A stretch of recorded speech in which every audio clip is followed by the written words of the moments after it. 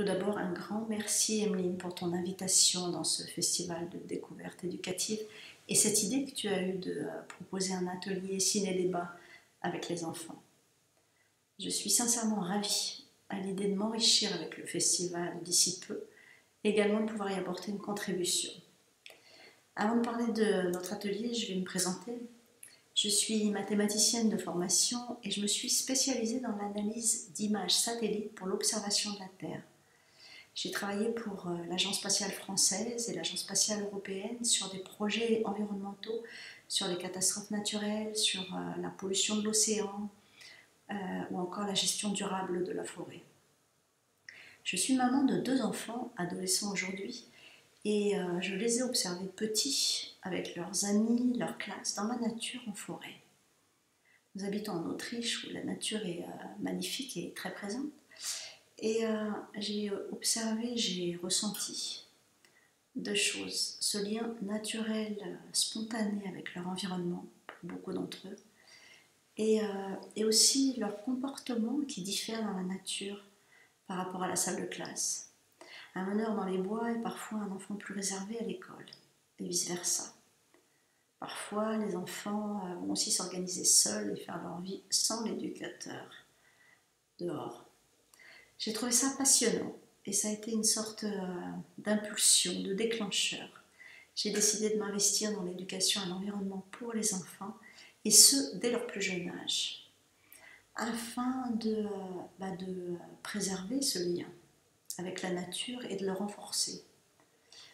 À la fois de bénéficier de leur curiosité naturelle et la nourrir aussi pour les amener à mieux connaître la nature et leur donner envie de la protéger.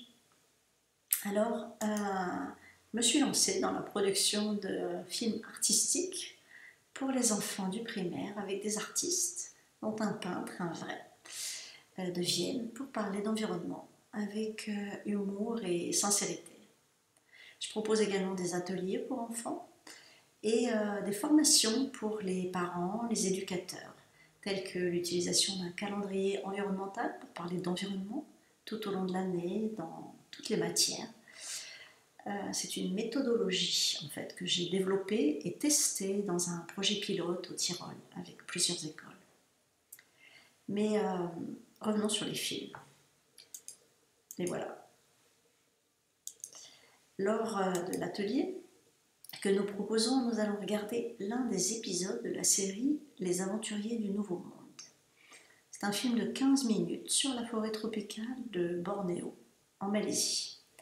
Dans cette série, il y a le maître Kari, c'est un chat qui est bien connecté avec ce qui l'entoure. Et sous son air de peluche innocente, il renifle tout ce qui ne tourne pas rond sur la planète. Et parce qu'il aimerait y mettre un peu d'harmonie, il entraîne ses compagnons dans des aventures surprenantes. Dans le désert, à la mer, dans les champs où butinent des abeilles épuisées, dans les marais et les étangs, pour découvrir différents écosystèmes. Alors, dans l'épisode que nous verrons, nos petits explorateurs vont vivre une expérience dans la jungle de Bornéo.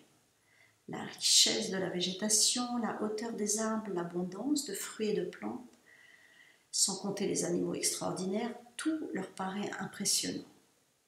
La rencontre avec 2 habitants, une petite fille et un orang-outan va bouleverser cette vision. Les activités humaines menacent la survie dans la forêt. Alors l'histoire, elle parle de la forêt extraordinaire et de l'idée que des peuples vivent à proximité de la nature et possèdent un savoir de vie en harmonie avec la nature. Le sujet de l'élagage des arbres et de la plantation des palmiers à huile y est légèrement abordé, tout comme les conséquences et les perspectives de solutions. Il existe une fiche pédagogique qui fournit des informations utiles pour exploiter ce film avec des enfants. Vous pouvez la télécharger sur mon site. Après le film, lors du débat, nous souhaitons laisser s'exprimer les enfants.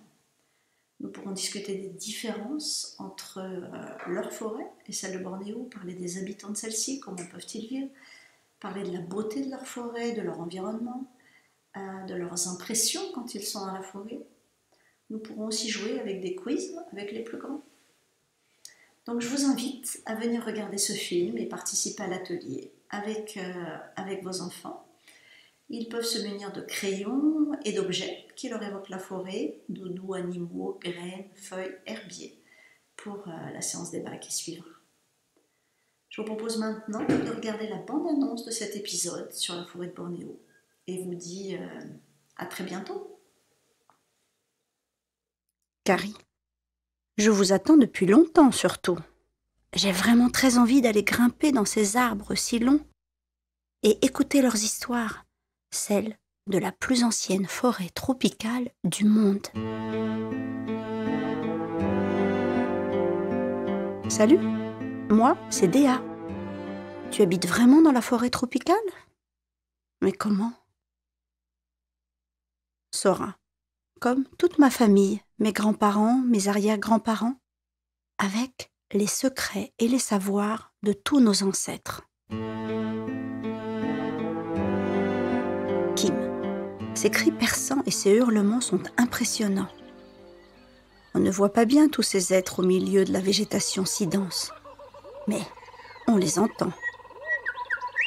Sora, et c'est pareil pour eux, les animaux ne se voient pas entre eux. C'est pour cela qu'ils utilisent des signaux sonores pour délimiter leur territoire. Entre nous, les orang-outans sont les plus bruyants.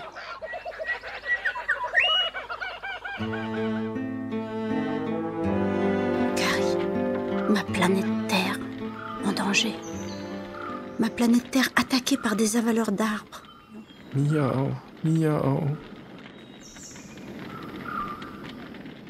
Carrie, les amis, il faut arrêter ce désastre. J'ai un plan.